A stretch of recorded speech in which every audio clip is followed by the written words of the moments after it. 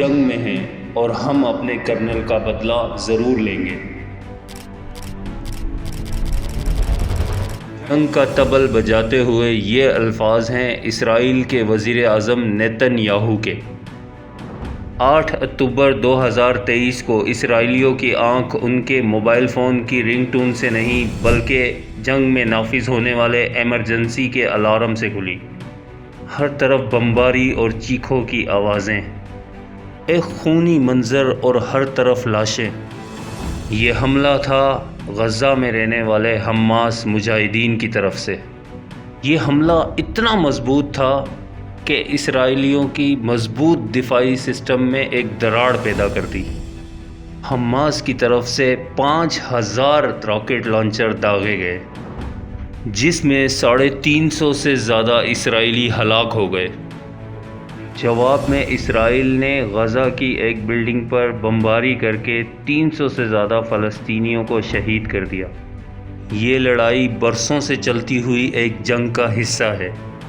اس سے پہلے مئی 2021 میں مسجد اقصیٰ میں اسرائیلی فوج کی چلنے والی مداخلت میں 200 فلسطینی شہید ہوئے جبکہ 10 اسرائیلی فوجی ہلاک ہو گئے۔ 2018 میں فلسطینی عوام غزہ سے اسرائیلی سرحد کی علیحدگی کا احتجاج کر رہی تھی، جس پر اسرائیلی فوج کے فائرنگ کے نتیجے میں 170 فلسطینی شہید ہو گئے۔ 2014 میں حماس کی گوریلا جنگ میں 3 اسرائیلی فوجی ہلاک ہو گئے، جس پر ایک زبردست راکٹ لانچر کی جنگ شروع ہو گئی، جس کے نتیجے میں 180 فلسطینی اور 60 اسرائیلی فوجی ہلاک ہو گئے۔ نومبر 2012 اسرائیلی فوج کی کارروائی، جس میں حماس کا ملٹری چیف احمد الجباری اپنے 150 ساتھیوں کے ساتھ شہید ہوئے۔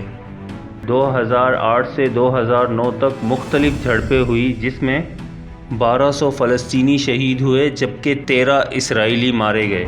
حماس اور اسرائیل کے بیچ یہ جنگ 1993 سے اسٹارٹ ہے، جو کہ ایک سوسائڈ بام سے اسٹارٹ ہوئی جس میں 13 اسرائیلی ہلاک ہوئے۔ حماس کس طرح سے وجود میں آئی، آئیے جانتے ہیں۔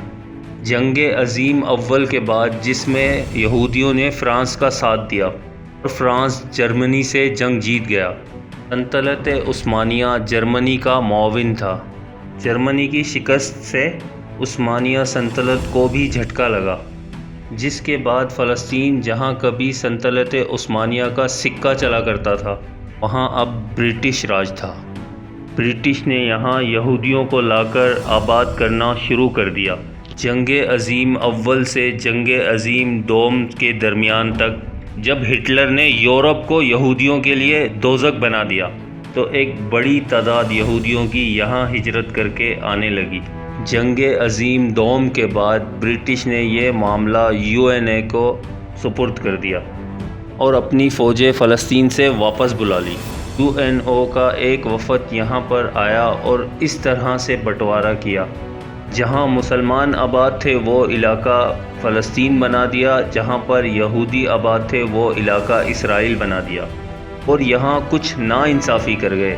یہودیوں کو یہ بہت زیادہ علاقہ دے گئے، جس پر پڑوس کے مسلمان ممالک سخت غصہ ہو گئے اور جنگ چھڑ گئی۔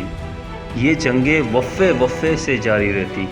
1967 میں اسرائیل نے نہ صرف مسلمان حکومتوں کو شکست دی بلکہ یہاں کا مزید حصہ بھی حاصل کر لیا۔ فلسطین، جو کہ 2 حصوں میں بٹا ہوا تھا، ایک حصہ ویسٹ بینک جبکہ دوسرا حصہ غازہ کہلاتا تھا۔ یہاں سے شروعات ہوتی ہے PLO کی، فلسطین لبریشن آرگنائزیشن، جس کے سربراہ یاسر عرفات یکے بعد اسرائیل پر حملے کرتے رہے۔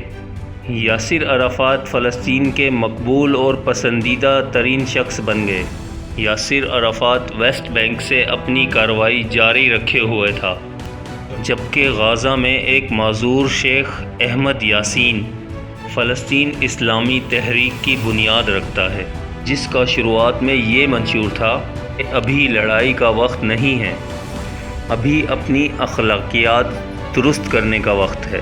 لوگوں کو شراب نہ پینے، جوئے سے روکتے تھے یہ لوگ یاسر عرفات کے بھی خلاف تھے۔ بظاہر یہ لوگ اسرائیل کے ہی فائدے میں تھے۔ اسرائیل بھی ان کی مدد کرتا اور کھلے عام انہیں اپنی تنظیم کے کام کرنے دیتا۔ غزہ میں حماس ایک پرزور تنظیم بن چکی تھی، مگر پھر کچھ یوں ہوا۔